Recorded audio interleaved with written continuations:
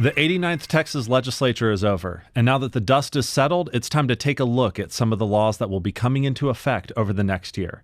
Today, I'm sitting down with Andrew Brown, who's not only the Vice President for Policy here at the Texas Public Policy Foundation, but he's also our go-to guy for everything to do with family policy, as if he didn't already have enough to do. Andrew, thanks for joining me. You're happy to be here.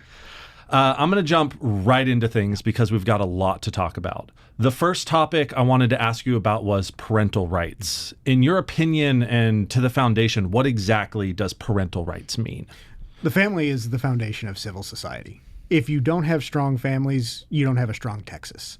And what's required for that is recognition and protection of that institution, starting with the rights of parents to raise their children free from unreasonable and unnecessary government intervention. And this is an idea that is not new. This is deeply ingrained in the history and tradition of both the United States itself as well as the West throughout history. And so really our approach to parental rights, it informs all of the policy areas that we address when it comes to what is best for children, what is best for families, because we recognize that children being raised by intact families is what is best for not only their futures, but for the future of the state and the nation. Awesome. That makes perfect sense. And as someone with 3 little boys myself, I really appreciate that perspective on it. I've just got 2, so you're much more tired than I am. Yes, sometimes. One of the bills that passed this year was Senate Joint Resolution 34 by Senator Brian Hughes. And my understanding is it's not actually a law. That means it's a constitutional amendment. And Correct. So Texans are going to have the ability to vote on it in November, whether they're going to add it to our Constitution. It says that it protects parental rights by recognizing that parents are the ultimate decision maker for their children. What exactly does that mean as a constitutional amendment? Right. So when you look at the history of parental rights jurisprudence, and that's a big fancy word that just means what courts have said about the nature and scope of parental rights, we have over 100 years of precedent from both the United States Supreme Court as well as the Texas Supreme Court that is remarkably consistent. For more than a century, both the Texas Supreme Court and the U.S. Supreme Court have recognized that the rights of parents to raise their children and to be the ultimate decision makers for what's best for their children is a fundamental right that is essential to liberty and a well-ordered society. This is all coming from court opinion, though. And as we know from very recent memory, courts can change their minds about things that people believed were well settled. So what this simply does is it takes that very well-established precedent and it puts it in the Texas Constitution. Parental rights as a fundamental right is not spelled out in the Texas Constitution, nor is it spelled out in the U.S. Constitution. It has been derived from the fundamental liberties that our constitutions protect. And it's been interpreted that way by the courts. And so all we're doing with this constitutional amendment is affirming this truth in the Texas Constitution and really preserving this solid view of parental rights and protecting this view from dilution over time and ensuring that the government does not infringe upon it in the future. Right. Awesome. So really, this isn't a change, but rather just like a defense. Exactly. Awesome. That makes perfect sense to me. The other bill that we were really watching this year is Senate Bill 2052 by Senator Brian Birdwell, which codifies the idea that it is in the best interests of children to be raised by their parents. And it tells the courts to apply this presumption in custody hearings. How exactly do we see that playing out? Right. When you look at family law, and the code requires every court to prioritize the best interest of the child whenever it's making a decision that relates to a child. So that can be a decision to remove a child by CPS and put them into foster care. It can be a child custody matter in a divorce. Basically, any case that you can think of where a child's interests are at stake, the Texas law says the court must always apply the best interest of the child as its ultimate priority. We never define best interest of the child, however. Now, there's case law all over the place that says these are different factors that you can consider when determining what's in the best interest of the child. But there really hasn't been a clear definition of what that term of art means. Now, because of the diversity of cases involving kids, you can't really have a one-size-fits-all definition. But what you can do is you can create an even playing field, a foundation from which the court begins its decision-making. Mm-hmm. And that is very well spelled out. And it relates to SJR 34 with the Parental Rights Amendment. Our case law presumes that it is in the best interest of a child to be raised by their natural parents and for those parents to be the ultimate decision makers for that child. That is a presumption that is required to be overcome when it is challenged. So, for example, if the state is coming in and attempting to interfere at all with the relationship between a parent and child, they now have to present evidence that overcomes this presumption that it's in the best interest of that child to be raised by those parents. Equally applying if, say, a non-related person, or not a non-related person, there's a case involving a non-related person that kind of inspired this. But like a grandparent or other relative is coming in and wanting some type of possession or access to a child that they're related to, and the child's parent says, well, no, I'm good. I can raise my child. I don't need somebody else having legal rights to my child. That person coming in now has to overcome an evidentiary standard. So all this is really doing is ensuring that courts all start from the right spot and that we have better consistency in best interest determinations that are being made by courts. I mentioned an unrelated person. Where this really developed as something that we thought needed to be spelled out in Texas code was from a case that some of the folks who have been following us for a long time may remember. It was called In Re CJC. And I won't go into the details of it, but the Reader's Digest version, if you will, was you had a mom and a dad who had separated. They had a daughter together, basically 50-50 custody. Mom tragically dies in a car accident, and the daughter goes to live with her father. Great father. Her grandparents try to get visitation rights. And under current Texas law at that time, they didn't have the standing to get those rights.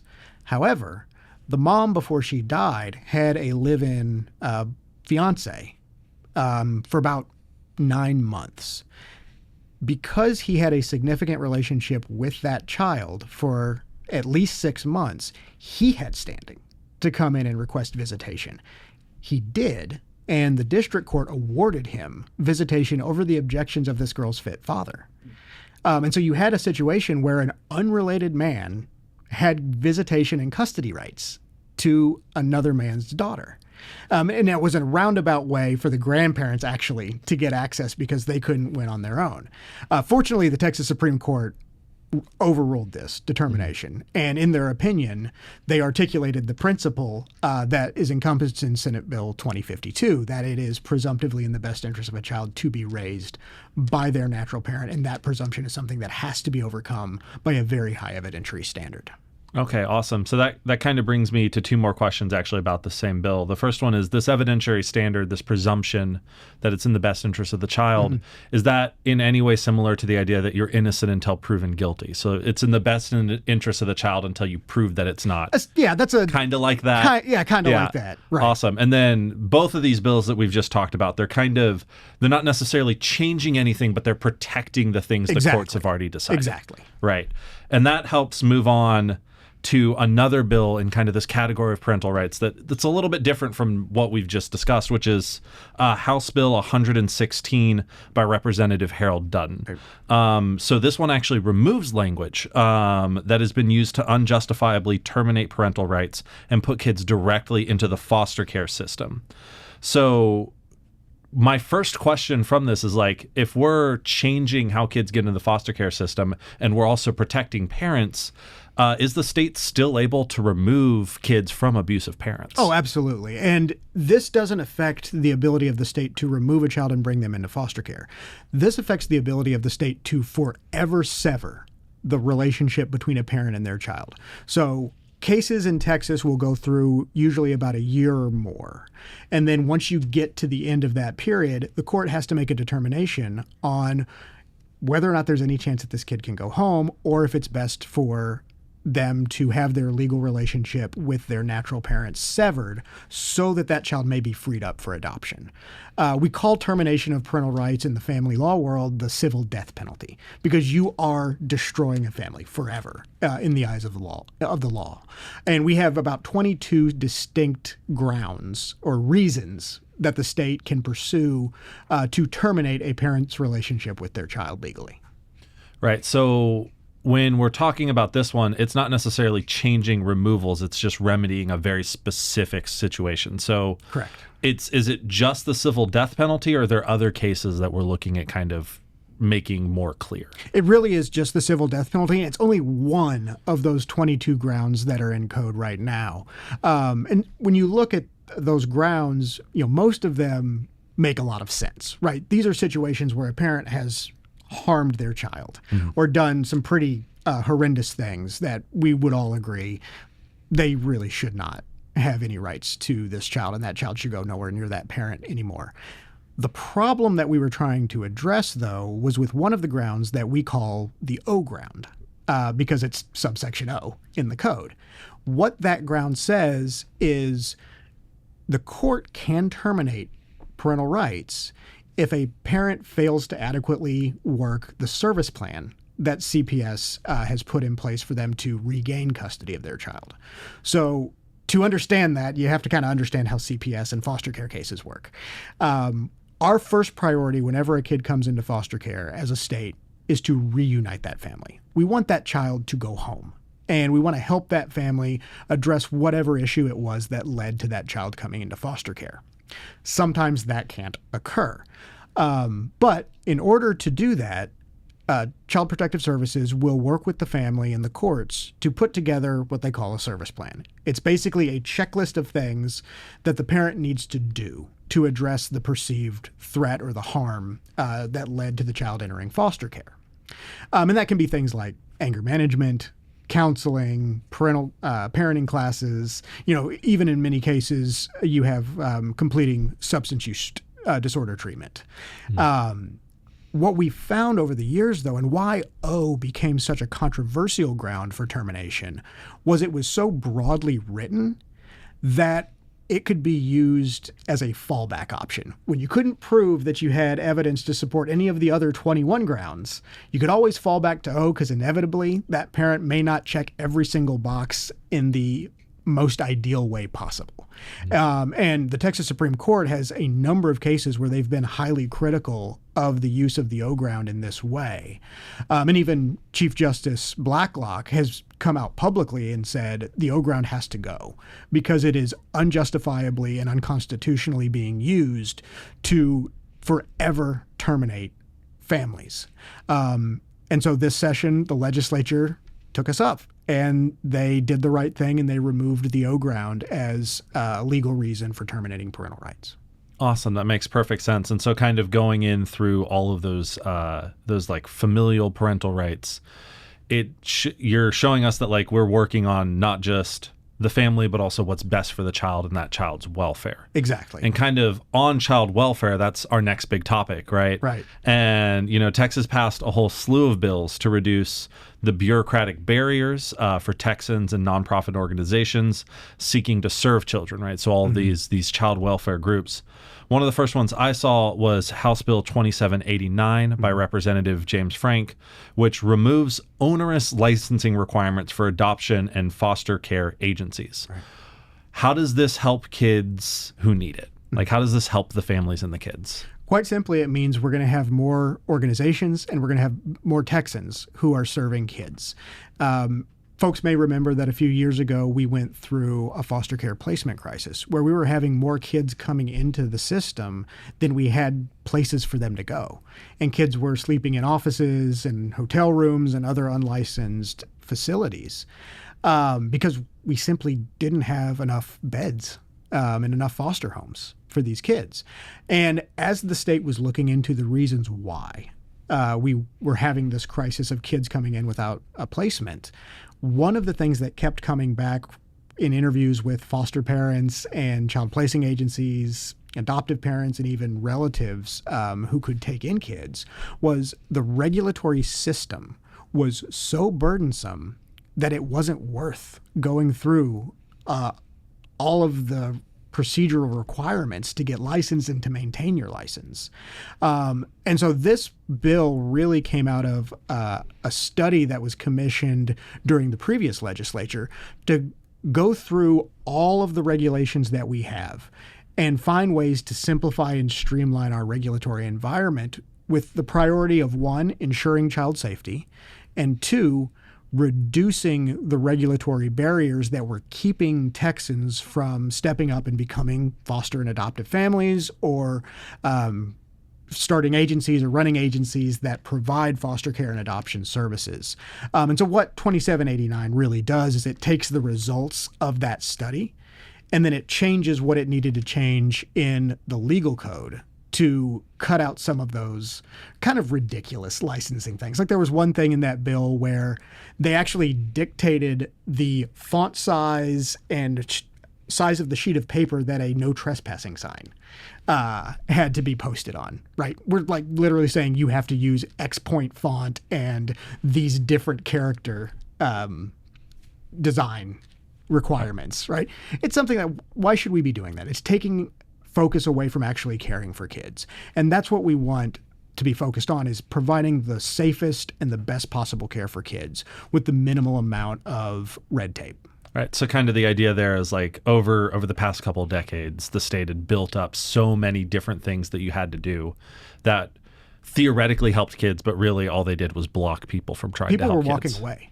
Okay. People would, like, there were great foster parents out there when you would talk to them and you would ask them, well, why'd you stop? And they said, I just couldn't deal with all of the government inspectors coming to my house and telling me about how my, pantry is arranged and looking in my fridge and saying, oh, well, you're not storing all of these things in this exact precise way. It was fatigue, right? These people wanted to serve kids, but they finally got to a breaking point where they said, I can't do this because the government is making it too hard for me to do this. That makes perfect sense. And I'm glad that we're helping reduce those requirements in a way that keeps kids safe, but also helps more parents and more people help more kids. And kind of on that note, we also saw Senate Bill 855 by Senator Kevin Sparks, which lets foster parents get medical and mental health care for their foster children outside of Medicaid. So I understand like why you would use Medicaid and foster care, but what does letting the parents get kids off of Medicaid do? What does that look like? So every child who goes into foster care is automatically enrolled in Medicaid. In Texas, we call it Star Health. It's a very unique Medicaid program for kids in the foster care system. As you know, Medicaid is a mess. And there are very limited numbers of providers across the state who will actually accept Medicaid. And so it makes it difficult for foster parents to find doctors and mental health professionals who will provide the care that their foster child needs in a timely manner. You talk to many foster families who have biological kids of their own, and they've got their pediatrician, and they schedule the appointments for their biological kids on the same day, all within the same, hour or two, knock it all out at once. They're not able to take their foster child to that same appointment because the pediatrician doesn't accept Medicaid. And so they're having to schedule another appointment that's often all the way across town to take their foster child to get their regular checkup. Or to get mental health care or any other specialized type of care that child needs. And it's just this added burden and headache that you're putting on foster families.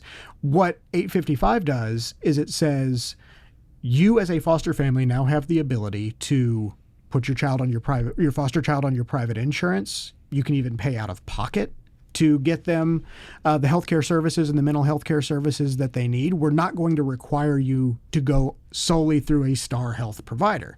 And there's different language in that bill that makes sure that DFPS, our state child welfare agency, continues to receive the medical records for that child because they are the custodian of those medical records, and all of that has to follow the child and be in their file. But that's an administrative paperwork thing, right?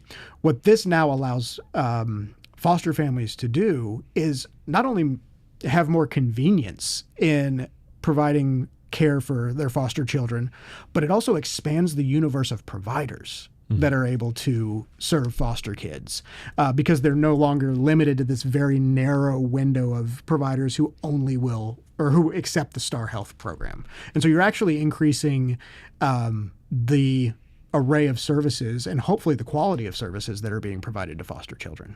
That makes perfect sense, and I can see why we do that. I'm honestly kind of surprised we haven't looked at that already, right? Some of these are like no-brainer ideas, right? Right, yeah. Oh, man.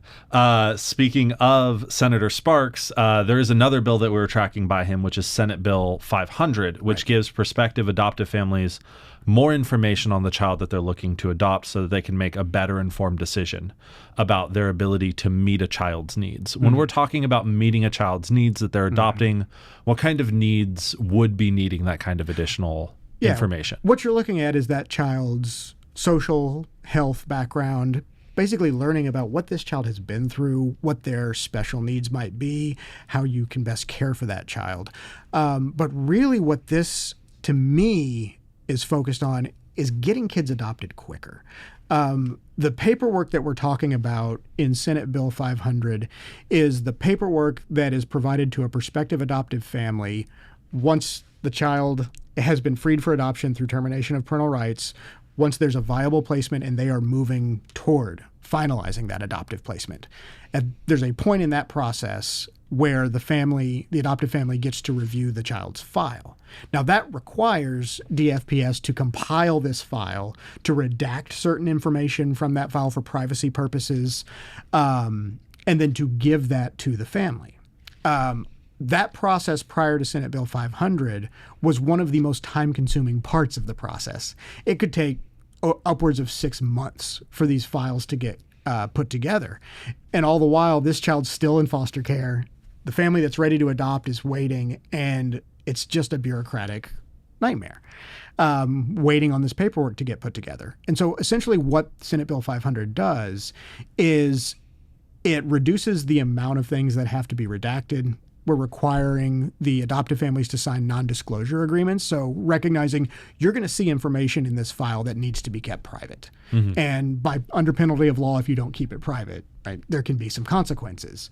But it reduces the time that it takes. And the bill actually puts some very concrete time limits on how long DFPS can take to put this file together and provide it to the adoptive family for review and approval. Because this is a critical part of the adoption process, making sure it goes as quickly as possible gets us to permanency faster for kids who are in desperate need of a family. Right, and that makes sense. And I'm all for getting those kids where they need to be as quickly as possible.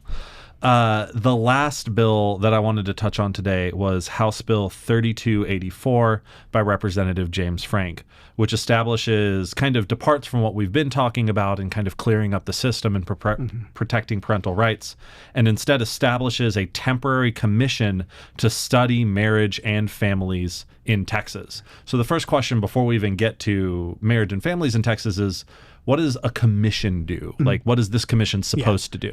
So this commission is time limited. It will poof out of existence at the end of 2026. And it is specifically directed to study the laws and policies of the state of Texas, as well as programs that are being administered throughout the state of Texas that are designed to promote marriage and promote family formation. So the goal ultimately of this commission and the foundation's work on marriage and family policy is to make Texas the best place on earth to get married and raise a family. And so things that'll come out of this commission, for example, may be recommendations for laws that we can repeal that are acting as barriers to Texans making the decision to get married and have kids.